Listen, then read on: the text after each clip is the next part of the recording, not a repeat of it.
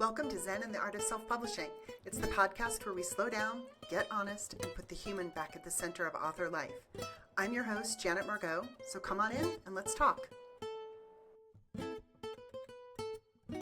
Today I have with me, and I'm pretty giddy about this, I have Mariëlle S. Smith. She is a writer, editor, and writing coach, but that's not why she's here today. She is here today for the metaphysical, which I admit gets me pretty damn giddy. She is an intuitive soul healer and frequency raiser. She is an Akashic Records master practitioner and Reiki master, and she helps creatives find their true purpose, raise their frequency, and overcome whatever obstacle is keeping them from their soul's path. I actually was a client of Marielle's a few years ago. She really helped me through a very rough time and helped unblock me to write my memoir. So welcome, Mariëlle. I'm thrilled to have you here today. I'm really excited to be here. It's been a while since we connected.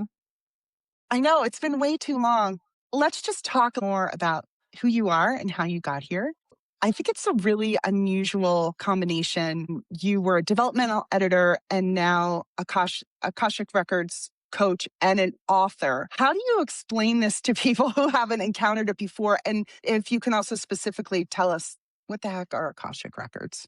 I can sum that up very briefly. The editing sprung from, I come from academia, and that's where I started editing. And then in combination with my love of books, I started editing fiction books, nonfiction books. These days, I tend to see that as the day job. So currently I am editing 2 PhD dissertations. That very much feels like my day job to me. That's what I do in the mornings. And then in the afternoons, I do tend to work on my own books. And then often at night, because I work a lot with people in the US, I do my Akashic Records stuff. So how do I explain that? I don't really explain that a lot because these days I actually have 2 websites just to keep them a little bit separate. So I'm pretty sure that my editing clients have no idea that I'm also doing these wildly spiritual things with other people.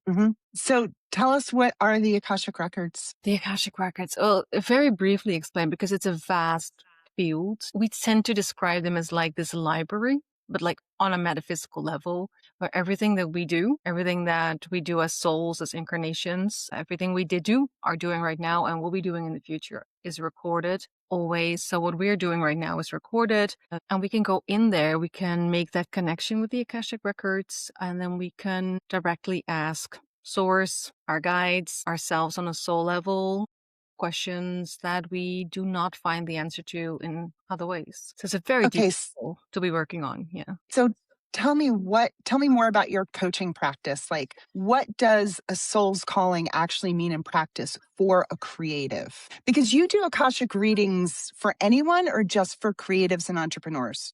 Mostly for creatives and entrepreneurs, but I have this little thingy on my website that if you feel called to me and you don't identify as a creative, you can still message me and we can see if there's anything that I can help you with. So my niche is working with creative people and also creative entrepreneurs. But I do also believe that before we incarnate, we make agreements on a soul level with a variety of other souls. So if someone's out there and they hear my name or they see me speak somewhere, they read about me and they feel this sort of nudge that I think I need to go to this person. I don't want them to go, oh, but I'm not a creative person, so she doesn't help me. If you have any other type of struggle, you can still come with me. And I think the main reason for me for that is that a lot of the underlying challenges that the people I work with, even if it has effect on their creative lives, it doesn't necessarily spring from anything creative. It can come from any other aspect of their life and just have an effect on their creativity. When they come to you, are they, because this is interesting about, it's not necessarily something creative that starts it. Like, what do they usually come to you for? Is it like, hey, I'm blocked, or something's nagging me, or how does that work? Well, the blocked one is very common. How I tend to describe is that I tend to work with people who have tried a lot of things, and whatever they're dealing with, it just won't budge.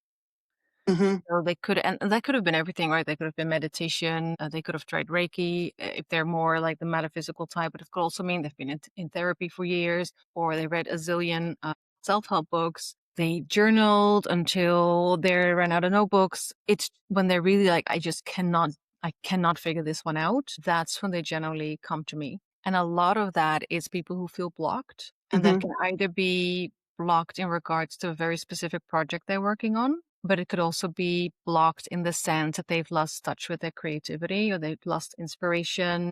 I tend to also get quite a few people who feel directionless, which can happen specifically after they've finished one of their creative projects. So they feel like, oh, I have this sort of massive, like, there is this book or there is this painting that I felt like I needed to bring into the world, and now it's done. And now what's next? I just don't know what to do. That's another type of people I have who find me somehow. So then what does a session look like? What a session looks I kind of know, but you kind of know. Why don't you tell us? Why don't you tell us what a session looks like? I don't remember that much of it, which is so crazy. I have my notes and that's it. But I think it's super deep work. I don't think I think it works on you on a different level. It's not, I mean, I've done things like hypnosis and whatnot, and I feel like I go to a sort of similar place. I'm more conscious, but you're in dreamland. So if I take notes or if I have a recording and review it later and take notes,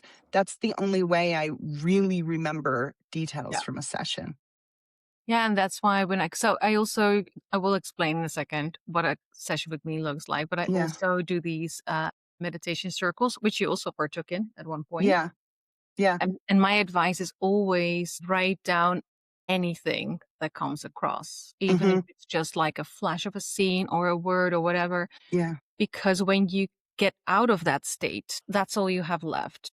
And that's when you go back and reflect and start looking at the puzzle. Yeah. It's not what you're conscious, right? You're just in a deep meditative state, but you can get out of it. Like you can grab a pen, write down in your journal, and then just close your eyes and go back in, right? It's not if you're entirely no longer in the room. So what a session looks like with me, well, we tend to start with, I have an intake form, and based on the intake form, I generally already know where we start off.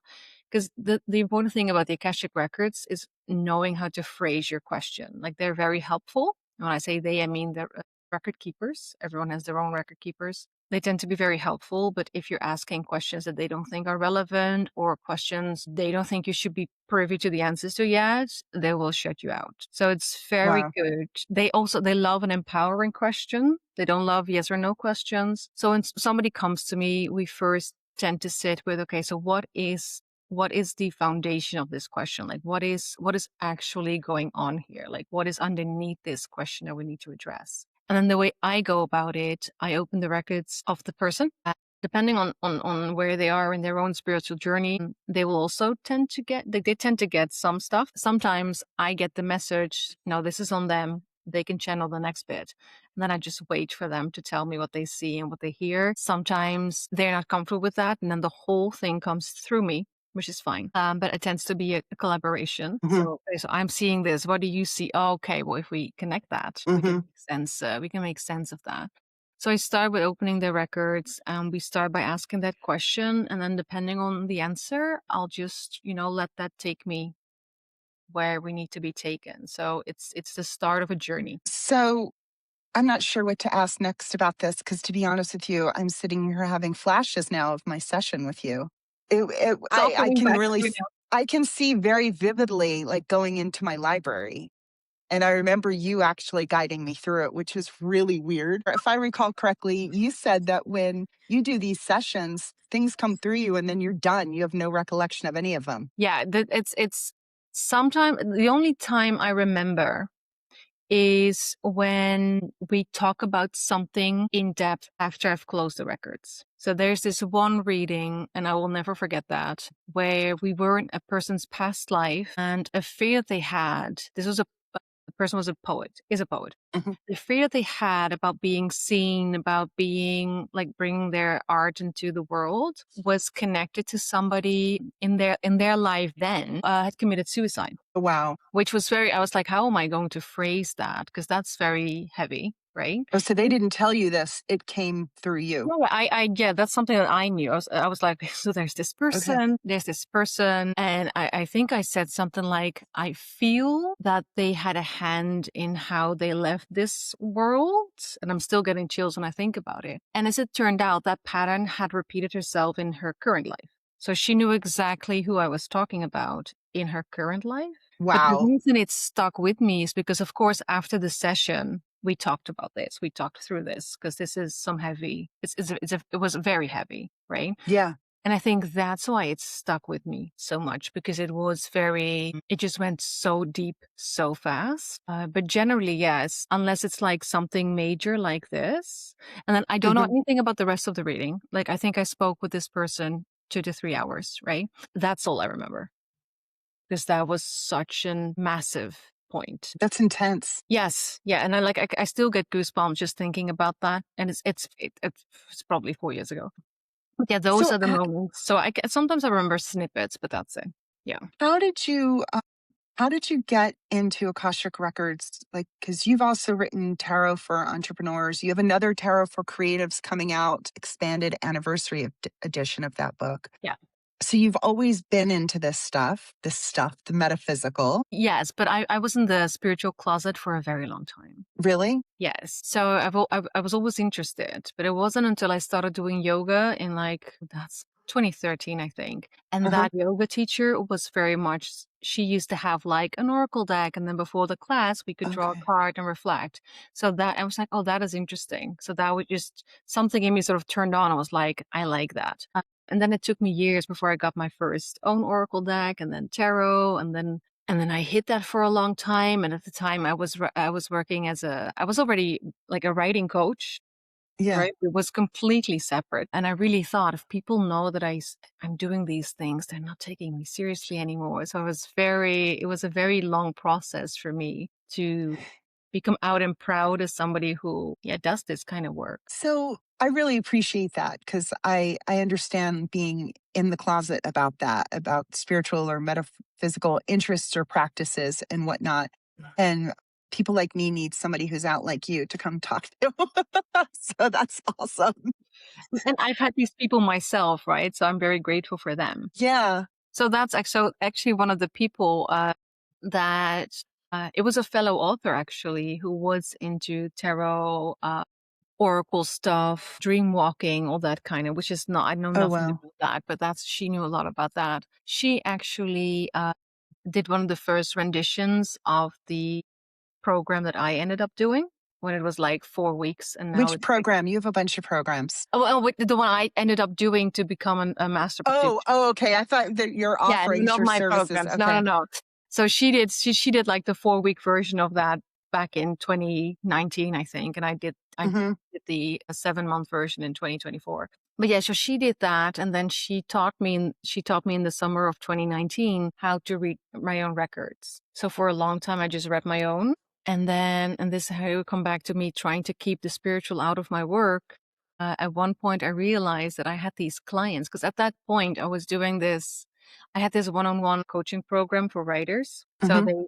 we worked together closely for like 3 months to really dig into like what's keeping them back. And at one point, I just had these people who were, oh, you're also doing Reiki. You can't make it because you're having your Reiki master like certification. Right. Okay. Well, I'm actually also a Reiki master, but nobody knows that. And another person, and we kept coming back to the same issue. And I was like, I really should just ask her, like, would you be open to me opening your records and see if we can find an answer that way? Because no matter what I throw at you in terms of questions or exercise, or it's just elusive. Like, she just couldn't get to the answer. And she was like, yeah, let's do it. And I was like, oh God, this is the end. This is the beginning of the end, because now everybody's going to know who I really am, and they're not going to take me seriously anymore. But of course, the opposite happened. But that's kind of, so I really feel like I was desperately trying to keep the two separate. Yeah. And then the universe was like, well, how about we give you clients who need that part of you? And Right. then there's no way you can keep ignoring that. But it was becoming uncomfortable, like me being like, I think I know I can help this person. I just don't want this to be the way, because I don't want to tell her that I can do this thing. Right. But yeah, So it was let me clarify here. You were more closeted. You were closeted about it all because you also mentioned, being secretive about being a Reiki master, which is like, well, what do you expect to do with it if you're going to be secretive about these talents, if you will? So, but what you're talking about, the first person you helped, the first creative that you helped, it was with the Akashic Records. What about tarot? Was that easier going loud and proud with tarot? I mean, I know tarot is really trendy now, but it wasn't, say, 10 years ago. No, that for me, that was on the same level. How I got, because I'm just thinking 2019 was just a very big spiritual year for me. At the point, That's crazy also right before COVID. Yes. So I wrote a lot in COVID. COVID was very helpful until it wasn't anymore, but it was very helpful to be able to just, okay, there's nowhere I can go. So how about I just write all these things that I've had in me for so long? But in 2019, I started, I had my first idea for a tarot book that was for creatives. And it didn't start out as a book. It started out as this Instagram tarot challenge, which everybody was doing at the time. Yeah. And then a fellow author said, I think you should turn this into a cute little book. And I was like, nobody's going to buy it. And that turned out to be a lie. Right. But when that idea came to me, so very specifically about using tarot to work through creative struggles, once I started doing that, and when I say came to me, that was really one of those, I sat outside in the sun, I was meditating, and I was just like, okay, I'm just going to be open to whatever needs to get through me. And when that came, I was like, no, that's not really what I want to do in public. But there was this whole tarot challenge that just ended up in my lap, and it was like almost finished. Just like, here you go. And I was like, okay, maybe I shouldn't ignore this then. Right. So I didn't. And at that point, I started allowing myself to work with that a little bit. So I started creating these card spreads or tarot spreads. When I say tarot spreads, I don't care whether you use tarot or another type of card with it. But I just tend to use the word tarot. For those who may be unfamiliar with this, what do you mean another type of card? Not playing cards. Do you mean oracle cards? What do you mean? You can actually divine with playing cards as well. I can't. I don't know how to do it. But I recently found in a secondhand shop, I found this book. Or actually, my girlfriend found a book and I bought it. And it's how to do it with the regular playing cards. So I haven't looked at it yet. But I knew people do it. Because tarot and playing cards are not that different. There's no, what's the word, joker? Is that the same you? That's not in there. And tarot has the page, the knight, the queen, and the king. And then, of course, playing cards have king, queen, and the other one. Is it the knight? No, it's the page, I think. Depends on, I'm just thinking, because I only know playing cards in Dutch. I only know the Dutch names. And it ends with the ace, playing cards. Yeah. But of course, in tarot, ace is where it starts. So it's pretty Depending upon what game you're playing in traditional cards, though, it could be aces high or aces low. Yeah, but in tarot, it's low. So if you remove the major arcana from a tarot deck, and the tarot deck is major arcana to 22 cards, and then there's the minor arcana, you almost have a regular set of playing cards. So yes, you can divine with them. But what I meant was oracle decks, which come in all sorts of in shapes and yeah. And some people feel more comfortable with oracle decks. They start with oracle decks because tarot can be a bit in your face and rude, and oracle decks tend to be a bit gentle. That's sort of like that depends on the oracle deck, of course, but that tends to be the universal differentiation. Like one is more gentle and the other one is more slappy, like, girl, wake up. Maybe that's why I've always been drawn to tarot and not oracle. Yeah. I need a good slap upside the head. Same. I love the tarot. Yeah. So I started creating those spreads. And then in 2019, there was in the summer. So the same summer, I learned how to read my own Akashic Records. There was a 20 books to 50K conference in Edinburgh. It was a conference and a retreat. So I went the whole week and I was like, you know what? I'm just going to bring some of my card decks and I'm going to force myself to find a nice little corner and just offer card readings to people. And I'll take the spreads that I've made and I'll just test them, see if it actually works. So this was the beginning of it all. You tested this at Edinburgh.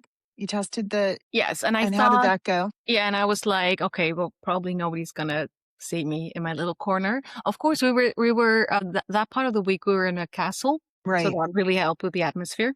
So I think I was sitting on some medieval couch sofa in a corner, How cool. and there was this queue, and people at one point started bringing me drinks and food so I could keep going.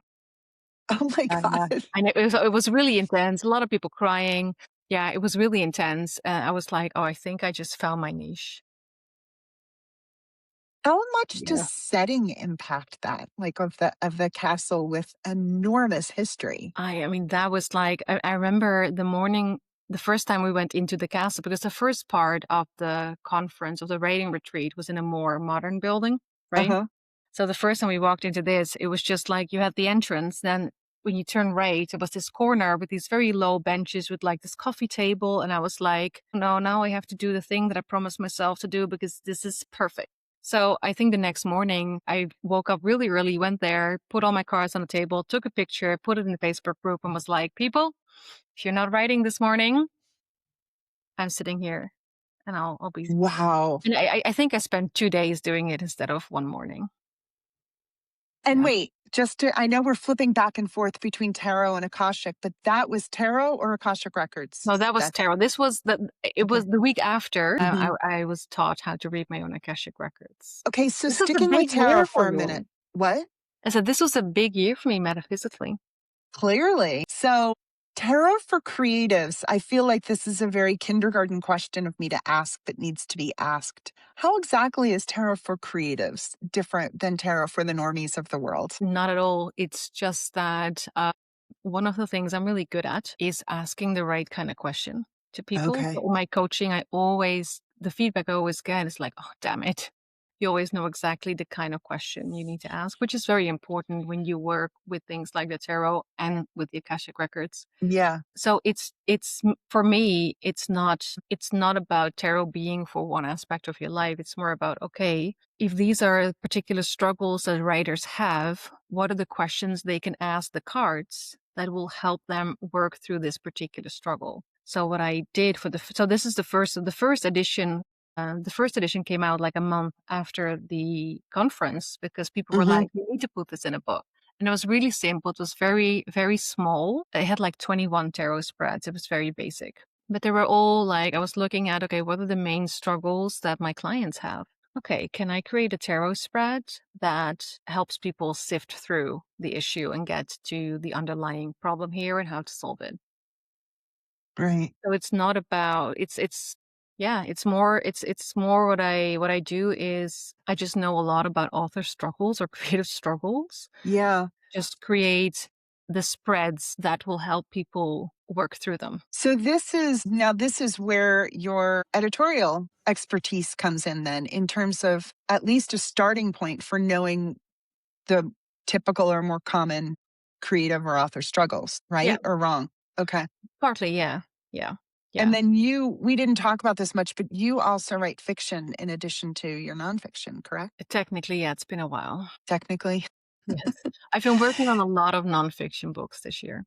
Yeah. Or the past 2 years, actually. Yeah. And then you have also, sorry, I'm looking at my notes here for this one. You also have a book, 99 Writing Prompts, Yes. right? Yes. And that is focused more on imposter syndrome. Yeah. So and the same goes for my tarot spreads is that when I talk about tarot for creatives and when I talk about like working with creative people, I tend to focus more on the underlying issues of why they aren't writing or why they aren't creating. So when I started as a writing coach, I did get clients who were like, I'm writing this book and I don't get past this plot point. I'm like, okay, well, let's work through it. Right. So I was their sounding board. And then at the end, they were like, oh, this is great. I sorted this. And then they moved on and they finished the book.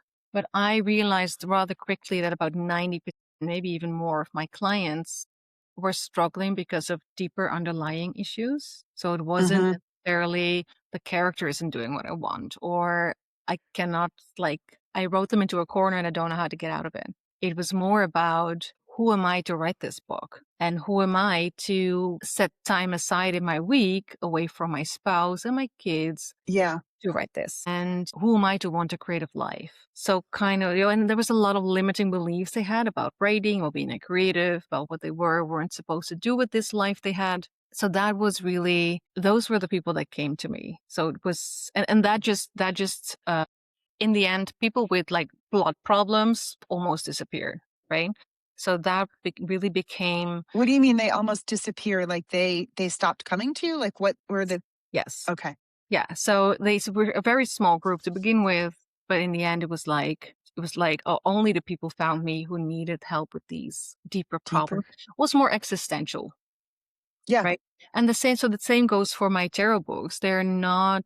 There are books that help writers use the tarot to create plots and to flesh out their characters. I have one tarot challenge that does that, but most of my books really work on the deeper struggles. So visibility, going against the grain, going against the market. What am I here to create? That kind of type of question. if we talk about though your own writing for a minute, you said you haven't written fiction in a while, but in the past you've written multiple fiction series and nonfiction books simultaneously. Is that accurate or no? Yes, although the actual fiction series that are in my own name, so not co-written, Yeah. they're still a work in progress. Okay. Yeah. You have so much out there for creatives. It's amazing. I mean, like your catalog of nonfiction books and services is incredible. You also wrote 52 weeks of writing or 52 weeks of writing series. What was the impulse behind that? Did you need that at some point because you were trying to straddle these two fiction and nonfiction spaces? Tell us about that. Oh yeah, I that might have been my first. Was it? No, my first book with my own name on it was a Get Out of Your Own Way. So my first tarot challenge, which was scary because it was my own name on a spiritual book, and that was a I lot of bet. sleep Yeah. nights. But yeah, I think 52 Weeks of Writing came out November after that. That book, it's a journal and a planner. Yeah, so it's a workbook kind of type thing. I needed that for sure. I've used it for years as well. After before I publish it into that shape, right? It's based on my own Yeah. journal practices, my own planning practices, as I was taking myself more seriously as a writer and like looking at my life and okay, so where do I fit this in? Like how do I prioritize this? Like Right. if I want to take myself seriously as a creative, something needs to give. So how do I create a sustainable practice? That was very much the underlying idea behind it. And then so for the final author journal and planner, what I did was I looked at my own experiences. I looked at all the coaching I'd done in the meantime. So at that point I've been coaching authors for 5 years. Mhm. Sort of brought the two together. So of course in my coaching I work with worksheets, also my one-on-one coaching programs that were Yeah. sheets. So those became the foundation for 52 weeks of writing. So the title would not suggest it, so I need to ask it. Does it also have a metaphysical bent? I don't possibly. You But might be so deep in the weeds that you cannot see. yes, because I think everything I do is very much that. Because I'm just Yeah. thinking about, yeah, I'm thinking about, because every week ends with like a writing prompt. Uh-huh. And they are most of them are geared towards, okay, finding like, what do you want to write? What's keeping you? So there is all this, like right now I'm more explicit about working with people's soul's calling, creative purpose, etc. But I've always been doing it. I just didn't have the spiritual vocab for it yet. But that's always been my plan, right? To get people to write the works or create the works, depending on what type of creativity type of thing they make, to help them get out there in the world, get out of themselves what they came here to create. So that's always been sort of like the through line for me. So it probably is very metaphysical. Probably, yeah, but That through line of this, not with intent. Yeah. right. That through line of soul's calling and for people to get out what they intended to get out, even if it's unconsciously. Again, though, that's not necessarily something that someone will come to you for consciously. It's just what commonly bubbles up for creatives. Is that an accurate assessment? Or Yeah, okay. I think so, yeah. Although I'm just thinking back of my first writing clients, and what they all had in common was this sort of like, there is this book or this series, and it needs to come out of me. I just don't know how, or I don't know how to do it justice, or I don't know if I'm the Yeah. right person.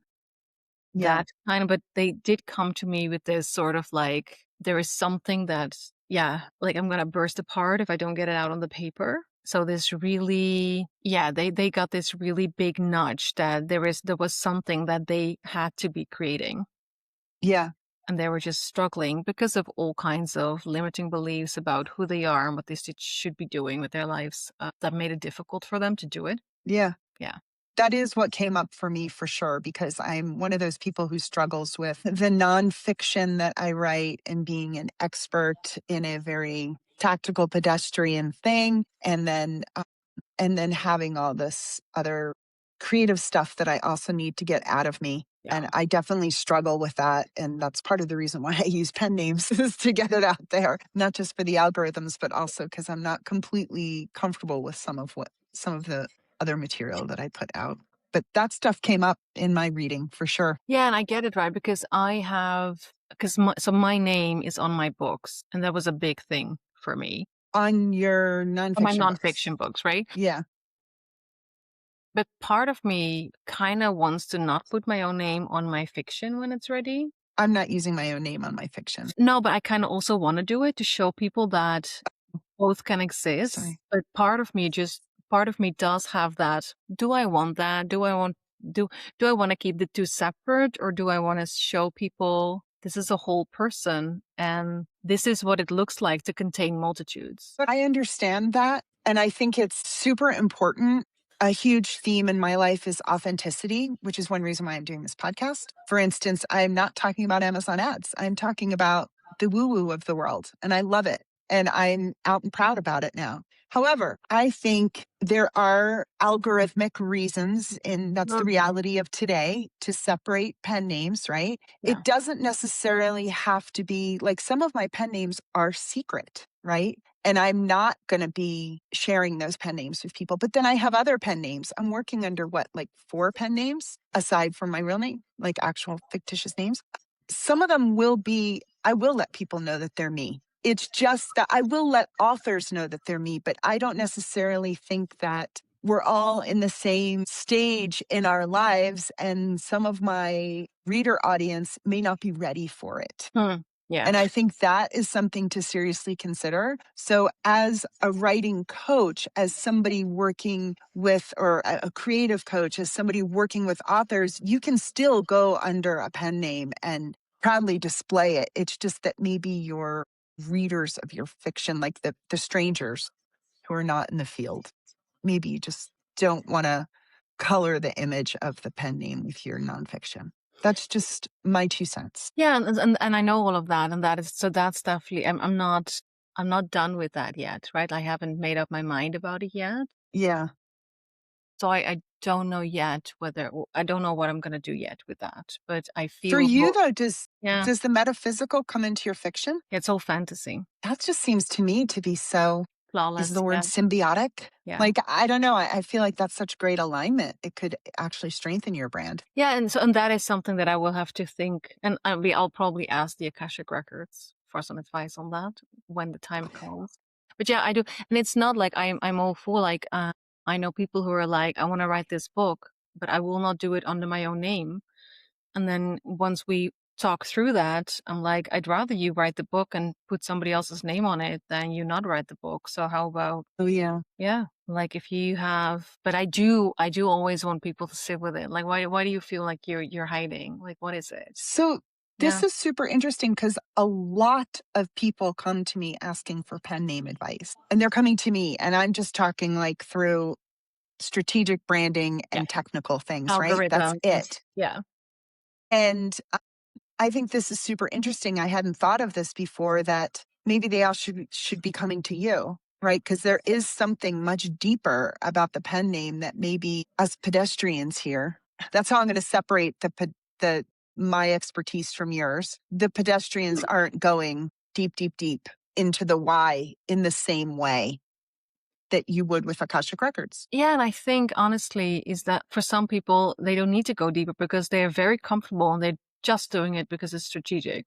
Yeah. Right? So they don't need that. But if there are underlying reasons, or there might be, or the idea. So for me, for example, when I started publishing my tarot books, that was really hard for me. So I could have slapped a pen name on it and Yeah. But for me, it was about that spiritual closet and not being authentic Yeah. and trying to hide a part of who I was. And once I realized that, it was okay, so that's not an option. Your full name goes on it. And I don't care how scary this is for you, you're going to do it. But that's me, right? I'm much more harsh with myself than I am with my clients, which is also something I'm trying to work on because I could use some of my own gentleness. So that's a different reason, right? But if I had done it, if I had said, okay, so I have my tarot books, but I also have like my nonfiction for writers, maybe it's smarter to separate them, right? But for me, it's those books, they're all tools to help creatives. So I don't care if it's one is more metaphysical than the other. Right. Yeah. So you work across these different modalities, right? Coaching, editing, writing, and energetic practices. But what do you do to protect your own creative energy? I know that you said that you forget a session, you lose the details of the session after you do Akashic reading, but Yeah. that's not the case with everything that you do. How do you protect yourself and your creative energy specifically? Not enough. I'm really bad at protecting my own energy. So I'm very grateful that when I do Akashic Records readings, it's just gone. That's a Right. very great. And Can you ask your Akashic Records for help on that? yeah, I know exactly what to do. I just don't do it. It's one of the So like you're I not that different from us all then. We know what no, to do. no, We no, no. just can't do it. I'm a mere human. No, I know I have all these practices, especially shielding practices Yeah. that I have, and it's just like when I have a week, so like this week's very full. It's one of the first things to go. And I think that is, and I'm no different than anyone else. It's like the better the habit, the faster it goes when your planning goes a little bit different or there's a little bit more on your Yeah. plate than, and I think if I figure out the answer to why we're doing that, I'm done. That might be like one of the, because I'm like, why is it so easy for the more toxic habits to stick around than it is for the Right. ones that we know that we need? So yeah, I do. I have a slew of practices I mean, I should be giving myself Reiki every day. No, I forget that too. Yeah. What's the thing you're still figuring out? Is it this, the This protection, or is something else? this is one of the things I'm figuring out still, yeah. But I think for one of the things for me as well is visibility. And I'm not visible. Like I'm very out and proud these days. I am in no more closets. I'm out of all my closets I love that. across all dimensions of time and space and all aspects of my life. But I do find it difficult. Because I work on this soul level, right? So I know, Yeah. so I know that there are a bunch of people who've agreed with my soul before we incarnated that they were going to work with me this lifetime. And Wow. and that's true for all of us, right? That's true. Like we have this network of souls and we're like, okay, so we want to do this thing, this lifetime, want to sort this thing. And some things are very small and some things are very big. But we all have like, okay, so we're going to do this with you and then I'll meet you and then we'll do this thing. And this is why some people stay with you on your path for longer and some are just almost gone in a blink of an eye because there was this little tiny thing. You've done it. It's great. Well, let's move on. Let's go on to the next. So yeah, I find it hard. I find it hard to connect with them or to find them. And so that's something that I keep coming back to the records. You got to do more podcasts. Yeah, I mean, yeah, probably, yeah. Got to get that visibility out there. I noticed that you're selling through your own web shop As and well, yeah. Etsy. Yeah. Is there anything you can share with us about like learnings from direct sales or what's driving that choice to also have Etsy? Well, the direct sales was, I remember when in the self-publishing community, the going direct, white for the win, Yeah. became a kind Yeah. of like a movement. And I jumped on that immediately because I was like, okay, I don't want to stick to one platform. Like I want to be available. Yeah. So that's how that started. But I think it was just at one point somebody was like, did you see that people are selling stuff on like books on Etsy? And I've used Etsy for like I've bought tons of stuff at Etsy. Yeah. My cat is now joining us. Hello, baby. Hola, gato. So I was like, oh, let's try that, right? Let's see if that Yeah. works. And that worked. And then I was like, okay, so I also want my own web shop. And then somebody I know was using Payhip. And I was like, let's try that. So I call that my own web shop, but Yeah. it's through a platform called Payhip. And the reason I wanted to try that was because, well, you get to keep all the royalties. There's nothing goes to, of course you have fees to use a platform. Yeah. but it's a very low percentage compared to the cut that Barnes and Nobles, Kobo, Amazon, Draft to Digital, whatever. But again, you need visibility to have people come direct to you to do Yes. that to make that purchase. Which is a continuous struggle for me. Right. So that was the reason I went. But I think the reason I stayed is because it actually allows you, like, you see who is buying your stuff. So you see who's engaging with your stuff. Yeah. And just like, so when I put out an Etsy order, I have to email them or like create this message saying, it's out and this is a tracking code. And then having somebody message me back saying, it was delivered. It looks great. Thank you so much. I love it. Like, that doesn't happen to an Amazon sale. Well, maybe if somebody leaves a review, Right. but that was sort of like a side effect of that I didn't expect, which it really made me love it. And I'm a very big fan of Kickstarter as well, which I kind of also see as direct sales Yeah. because you Do you are. have a Kickstarter coming up or going on now? No, I just finished one for my first Akashic Records challenge, actually. Although it's the late pledges are still available if people want to check it out. I Uh-huh. have one coming up for Tarot of Entrepreneurs because I'm creating a notebook and a workbook. But I think the Mhm. big one that I'm looking forward to is I'm in the middle of creating my third Oracle deck, and it Oh, will be the wow. companion deck to Tarot for Creatives. And it's called The Rude Awakening, Get Your Creative Shit Together. Oh, I love it. So if that speaks to you, check out my Kickstarter page. But yeah, I came to Kickstarter because I was like, okay, so here's a completely untouched for me yet audience. Let's see if I can find Yeah. an audience here. But why I'm staying is because I have this really solid following and you get to know these people, right? They message you and yeah, so it's much more personal. And I But realized that I really appreciate that. yeah, especially in your kind of work for sure. Can we talk about you have the Writing with the Divine program Yeah. starting later this summer? This looks super interesting to me. Can you tell listeners about this 6-month coaching program? Yeah, so writing with the divine is really where my sort of like my old author coaching and my new author coaching comes together because it's a very practical program. It's very much based on Yeah, 50 weeks of writing in terms of practicality. But during the program, I teach you to connect with your work, on the records of the Akashic, on the level of the Akashic records. So you engage during the program, you engage with your own work on that soul level. So the soul of your book, basically, what you're writing. So we go, like, every session has a different topic. So limiting beliefs, can't think of them top of my head, but we work through the most common topics through like I guide after we talk about the practical stuff. There is part of the session, the meeting is always a guided meditation into the Akashic records. So we work I through love that. some of the main struggles and then you connect directly to your book. So you can ask your book on that soul level, like questions like, okay, what do I need to know about you? How are you feeling? How much time do you want to Right. spend on you? Why are we doing it this way? Why am I the one that needs to write you? Like, why did you pick me? So it's really, where the practical and the spiritual come together. So it kind of does feel for me, it's like, this is where I was headed always. Yeah. Yeah.